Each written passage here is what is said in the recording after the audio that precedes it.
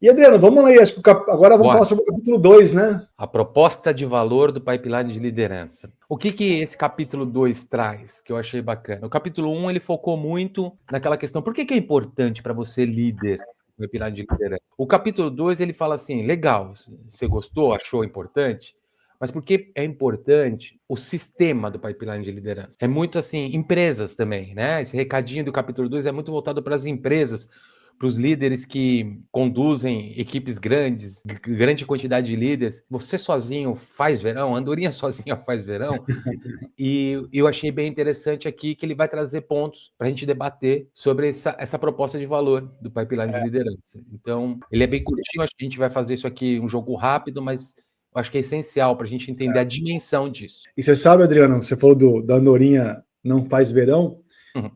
Eu tenho um podcast onde semanalmente eu recebo um monte de gente bacana e muitos executivos assim de sucesso, cara. E sempre eu pergunto para eles assim, cara, o que você coloca como seu principal ponto na carreira que te fez crescer tanto, te fez evoluir tanto?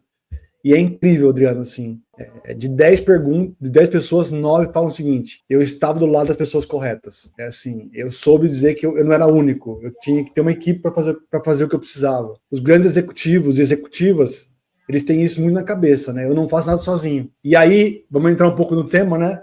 Uma grande equipe não é só talento também, né? Porque Não. talento. Para quem gosta de futebol, assim como o Adriano, ele vai lembrar disso do Flamengo, que tinha Romário, Edmundo, Sávio. Não deu certo. Era tanto craque que não deu certo, né? Bora, Olha, bora. olha o campo aí, ó. Aí, o campo do Romário Sávio Edmundo, 1995, todo mundo achou que ia ser a coisa mais maravilhosa do mundo e não funcionou. É, E aí o pipeline, ele vai trazendo alguns tópicos aqui nesse capítulo, bem bacanas sobre essa proposta de valor. E eu acho que a primeira grande proposta de valor é isso. A gente vai reforçar o elo mais fraco ou mais forte, né? Muito, às vezes a gente pensa assim, cara, vamos focar, como estratégia de negócio para alguma coisa dentro da empresa, vamos focar naquilo que está ganhando, e faz todo sentido. Não vamos tentar desenvolver aquilo que não está bem. Isso para o negócio faz muito sentido. Mas quando a gente olha a estrutura de liderança, arquitetura de liderança como um todo dentro da empresa, ele traz que isso pode ser uma escolha falha. E eu, ao longo da carreira, eu percebi muito disso.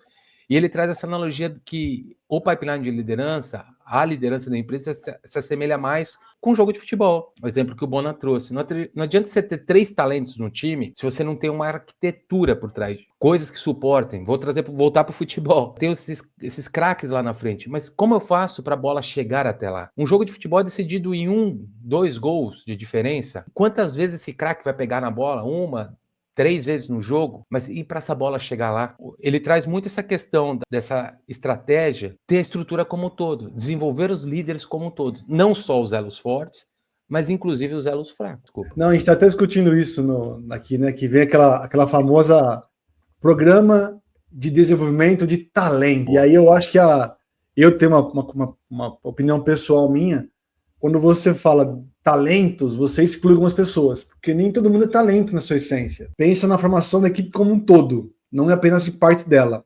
Até porque, Adriano, se você tem 10 líderes, você forma bem 3, e esses 3 vão embora, como é que você fica com a empresa? Sim. Eu acho que Você forma ele para outro canto, né? você vai formar. Você está contando aí, Bona, e me fez lembrar de um momento de carreira. E eu lembro quando, como líder, quando tinha os programas de excelência de liderança, esse tipo de coisa, né? E tiveram momentos que tinha assim, cara, vai ter o programa XPTO para líderes de excelência tal. E aí, na liderança, se ficava aquela expectativa: vou fazer parte, não vou fazer parte, não vou fazer parte. Aí o seu líder chamava e falava assim: Adriano, tu vai fazer parte disso. Putz, era muito legal. Era muito legal você ser reconhecido dessa forma. Do ponto de vista de desenvolvimento, eu tenho a premiação, o reconhecimento da remuneração adicional, legal, essa é ótima. Mas quando a gente está falando em desenvolvimento da liderança, isso pode ser uma armadilha gigante para a empresa. Porque se eu já estava indo bem na visão ali dos líderes, e eles falam, cara, eu vou acelerar o Adriano, a distância que eu vou ficar para outra pessoa que não está indo tão bem é maior ainda. E aí, pensando no pipeline aqui, que é o que eles trazem aqui no livro, o Ranchard traz isso muito forte, faz sentido a gente ter esse gap, essa estrutura descompensada de liderança? Então, lendo esse capítulo e você falando aqui, eu lembrei de muitas passagens. São ótimas do ponto de vista de reconhecimento, mas talvez uma armadilha quando a gente pensa em arquitetura, sistemas de liderança. Perfeito. Melhor colocação não há. Passando aqui, eu acho que tem muito a ver agora com o quanto que gasta, né? O quanto que as empresas gastam até em programas de desenvolvimento de líderes, né? Eu recebo aqueles relatórios anuais das empresas que falam de RH, principalmente assim, né? Qual vai ser o tema do RH? E, cara, eu acompanhei isso faz uns 10 anos, Adriano. E eles listam os 10 temas onde o RH vai trabalhar nesse ano. Os temas que vai ser quente, né? E aí, cara, esse ano eu recebi pelo 10º ano, e pelo 10º ano seguido, o principal tema era desenvolvimento de liderança. Ou, isso aqui está 10 anos seguidos, porque ninguém faz direito, então tá sempre tentando fazer, ou é uma coisa que tem que fazer sempre. E eu estou num grupo de RHs que eu mandei essa pergunta, o que vocês acham? E foi bacana porque ninguém soube responder. Olha, concordo com você, Bona, há 10 anos o relatório mostra que o programa de liderança é o tema mais importante. Agora, por que estaria 10 anos? É uma boa colocação, né? Dentro das duas alternativas que você colocou, nunca tinha pensado por essa ótica, eu acho que é o lifelong learning lá. É o aprendizado para sempre da liderança. Não tem jeito, Bona, porque as coisas mudam, né? A gente é sempre tema. E a liderança dentro da empresa, ela não tem o resultado dela, ela não produz o produto, né? Mas ela é o motor. Então, se você tem o seu motor e você não está alimentando ele, não está de olho nele, uma hora ele vai parar. A questão de ele sempre aparecer como os temas mais quentes é para continuar tendo combustível aí, botando lenha na fornalha para desenvolver esses líderes, porque eu acho que é muito nessa linha. Ouvindo isso, eu me lembrei daquela frase, Adriano, em time que está ganhando não se mexe. E até um tempo atrás eu falava, realmente, em time que está ganhando não se mexe. Até quando tem uma pessoa que falou assim, Bona, você não vai mexer até perder? Então, sim, em time que tá ganhando, se mexe para continuar ganhando. Chega uma hora, se você não mexer, ele vai perder o time. E eu falei, olha como uma mudança de visão que muda toda a minha visão. Eu acho que talvez tenha muito a ver com isso, então, essa ideia de sempre estar em primeiro lugar, né? E aí, redução de custos, Bonas, ele fala desse investimento e teve mais um ponto que me chamou a atenção, que ele fala o seguinte, que o custo intangível da empresa, o mais caro, é o salário pago para o líder que está no lugar errado. Porque eu achei muito massa, cara. Eu falei, cara, esse é o custo mais caro. Tem um custo assim, cara, esse líder não produz, o que ele gera na ponta, mas o salário desse cara que está no nível errado, porque, lembra, a gente comentou no capítulo anterior, o entupimento que você pode ter nessa cadeia. Você entupir aqui, o cara tá ali na passagem 3, ali onde eu coloquei o desenho, de repente ele está entupindo todo para baixo e tudo para cima. O salário dele é muito caro para a empresa. Pelo salário direto e pela consequência que ele gera ali. Você ter o pipeline implementado como um todo vai ajudar nessa questão. Errado, já tem tanta coisa que a gente tem que gastar porque tem que gastar, agora salário com quem está atrapalhando. E aí vai uma reflexão, né, Adriano, que eu acho que eu aprendi na dor, não no amor, né? Que é quanto mais você sobe na cadeia da liderança, é o que você falou, o seu custo fica maior e você tem que entregar mais resultado, inclusive. Né? Você tem que se mostrar mais, inclusive. Perfeito. Né? Vai ficar muito mais na visão, né? Em evidência. A palavra é essa. Então, quando você começa a crescer na carreira, entrega mais do que é o esperado, porque isso vai te garantir os próximos passos. Né? Entregar aquilo que você se comprometeu talvez não faça você progredir. Próximo aqui... Ele fala como pipeline de criar um banco universal de líderes. É muito de você ter pessoas preparadas em processo de sucessão. Porque as empresas, esse gráfico aqui é muito isso, ela sempre vai precisar. Se você está dentro de uma empresa que ela tem um objetivo de crescer, se conecta com expansão. Se tem expansão, vão surgir novas áreas, vão surgir novas unidades, vai ampliar setores. E isso necessita novos líderes. Se toda vez você tiver que buscar no mercado, você tem um risco, você tem custo. Então ele fala muito nisso.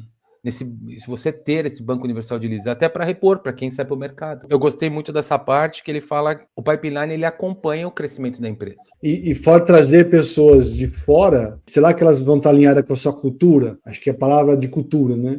E aí você traz um cara de fora, uma pessoa de fora, uma mulher de fora, né? A chance de também ir embora é muito grande. Voltando no futebol, né, meu amigo? Pratas da casa, né? O quanto você investe na sua base, né? Além de ser mais barato, o retorno é muito mais rápido, ele já tem a sua cultura, eles sabem como é que vocês jogam, então é muito mais fácil você trazer um cara da base para jogar do que às vezes trazer alguém de fora, né, que vai ter um tempo de adaptação. Não quer dizer que não traga de fora, eu acho que não é isso. Mas eu acho que ter o equilíbrio, né, entre trazer de fora ou de dentro, né? Você trazer para a evolução interna, né? Você falando, eu lembrar de 2 casos. Primeiro, estou num processo de mentoria com um líder e ele está em processo de sucessão. E conversando sobre competências, habilidades, tal. Aí eu perguntei para ele, falei, meu amigo, e se você subir hoje, falou lá o nome do diretor dele, falou, se ele chega assim e fala, cara, agora você já está no cargo, quem senta na sua cadeira? Ele falou, a gente vai ter que buscar no mercado e tal. Eu falei, mas na tua equipe, cara, você tem, acho que 20, 25 pessoas. Não tem ninguém. Ele falou, cara, estão muito longe. Legal. E o que você está fazendo para isso? Então, aqui fica um recado para os líderes, nessa questão do Banco Universal de Líderes. A empresa tem que se preocupar com isso, mas você, como líder, é mandatório, está na sua agenda, formação de sucessores. Ai, Adriana, mas a minha equipe é muito júnior. Legal, se você não trabalhar isso, ele sempre vai ser muito júnior.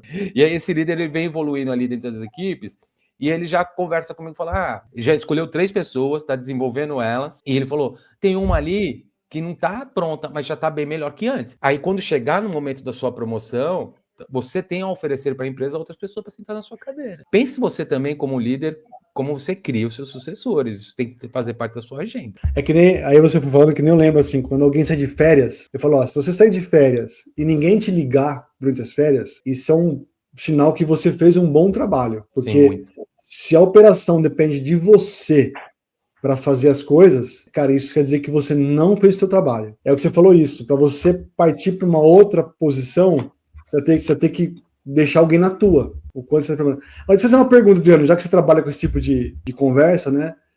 Na sua opinião, quais são os maiores desafios das pessoas que estão formando o seu sucessor? De bate-pronto é ter uma agenda para isso. As pessoas acham que a formação do sucessor é muito, vem aqui junto, vamos trabalhar, vamos. A pessoa está aprendendo ali por osmose. E tá, né?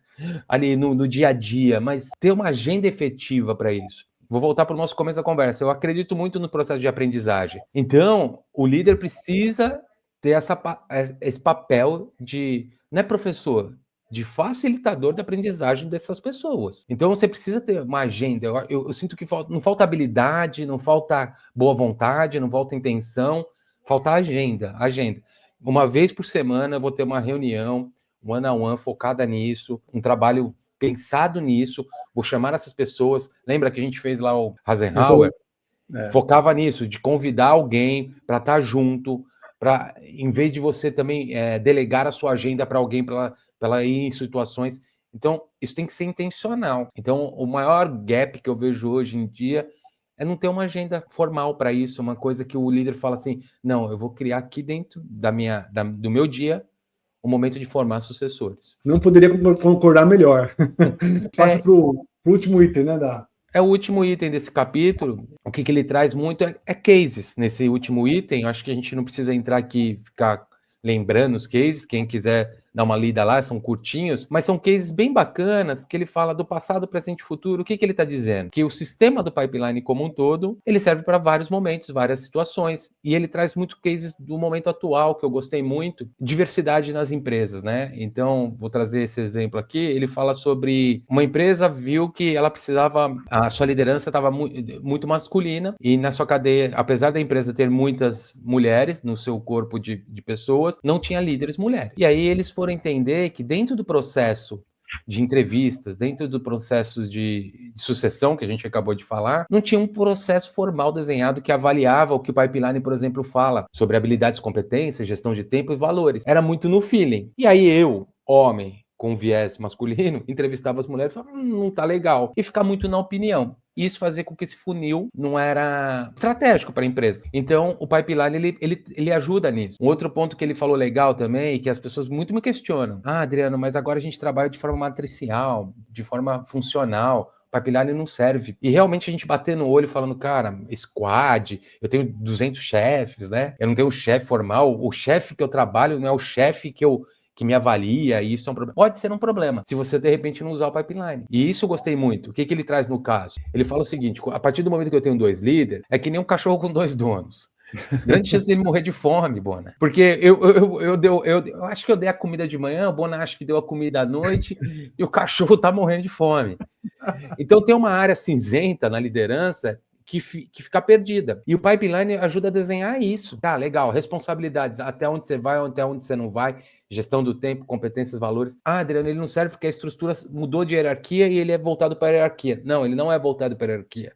A gente já falou isso no capítulo anterior, Eubona. Ele é voltado para práticas, responsabilização e atribuições ali. Necessidades que a empresa tem quanto à liderança. E a área cinzenta disso é perigosíssimo. Então aqui ele traz um case falando disso que eu gostei bastante, Bona. Você falou em case, eu queria trazer um que eu aprendi recentemente, voltando aí no podcast, né? Eu conversei com o Thiago Coelho, ele é presidente da Estrela Galícia, aquela cervejaria, né? Na rede social ele fala muito sobre 3 temas: igualdade, diversidade e equidade, né? Então foi o tema da nossa conversa. E realmente, Adriano, eu tinha muita confusão do que cada um deles quer dizer. E aí um dia eu falei, Thiago, me explica aí, cara, o que são esses 3 temas e o que difere cada um deles. E eu vou falar o que eu aprendi porque eu acho que é legal para quem tá ouvindo, né? Manda. Então, diversidade é o que você falou, colocar na mesma discussão pessoas diferentes de gênero, de ideias, politicamente. Então, quanto mais pessoas numa mesa de discussão você estiver pensando diferente, maior vai ser a possibilidade de você ter soluções diferentes. Criar ambiente onde discussões aconteçam saudáveis. Igualdade, um homem e uma mulher que estão na mesma posição têm que receber o mesmo salário, os mesmos benefícios. Isso é igualdade. E aí, para mim, o tema equidade era o mais difícil. Ele deu um case, que eu vou trazer aqui, que para mim fechou assim a minha ideia. Ele falou assim, bom, eu abri 10 vagas de vendedores. E eu falei, eu queria 5 homens e 5 mulheres. Porque eu queria fazer o quê? Aumentar a diversidade. Só que chegava para mim só homem. E eu fui ver no processo seletivo se tinha mulher ou não. E tinha mulheres no processo seletivo. Só que elas não avançavam no processo. E aí eu fui entender por que elas não avançavam no processo. E fui falar com 2 delas. E olha que elas falaram pro Thiago, eu adoro essa vaga, eu acho que tem tudo a ver comigo, só que eu percebi que o vendedor aí na Estrela Galícia, ele anda de moto. E eu não posso andar de moto. Eu tenho uma filha pequena em casa. Se eu me machucar na moto e ficar 3 semanas ou 3 meses no hospital, quem vai cuidar da minha filha? Foi quando o Thiago falou, cara, então talvez eu tenha que colocar também carro como vendedor. Isso é que ele fala que é equidade. Uma mulher e um homem, uma pessoa X e Y, a gente tem que dar ferramentas para ela para que elas consigam trabalhar da mesma maneira, pensar nisso. Então acho que o case que eu trago é esse, cara, o quanto que a gente está tentando trazer diversidade, igualdade e equidade nas nossas corporações, né? E aí o pipeline, ele é ótimo que você falou, ele ajuda a isso. O exemplo que você deu do Thiago, quando ele vai consultar, quando ele vai a fundo observar o que estava acontecendo, é como se a gente estivesse fazendo indo a fundo dentro do pipeline. Cara, deixa eu dar uma olhada, gestão do tempo na liderança certa, se eu tô olhando a questão de valores, competências no nível certo, se eu não tô com nenhum gap, tá prejudicando a minha igualdade, a minha equidade, a minha diversidade. Final do que eu trago aqui, o pipeline, ele serve como esse balizador. E isso é a provocação que eles trazem pra gente. Você precisa de um balizador? Usa a gente. Usa a gente já foi implementado em diversas empresas, tal, e ele aqui para frente a gente vai começar a entender isso, os balizadores de cada nível. A gente sempre traz, Boa, uma frase do capítulo, eu destaquei essa, eu gostei muito. Contratar gente talentosa faz sentido como tática, mas não como estratégia. Se existe um indivíduo talentoso que você pode contratar para a sua organização, contrate-o.